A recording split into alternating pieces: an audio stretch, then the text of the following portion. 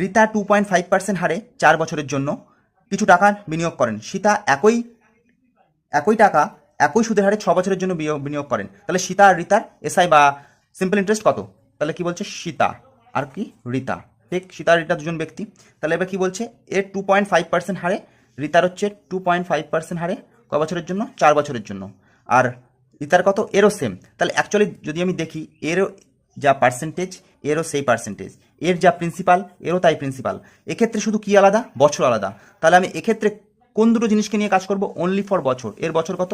4 বছর, আর এর কত? 6 বছর। আমি যদি এই দুটোর অনুপাত নিয়ে নিই তাহলে আমার অ্যান্সার চলে আসবে। তাই ফালতু প্রিন্সিপাল, তারপরে রেট, আর যে সমস্ত নিচে 100 ওগুলো দেওয়ার দরকার নেই, ঠিক আছে? এই দুটোকে কাটাকাটি করো।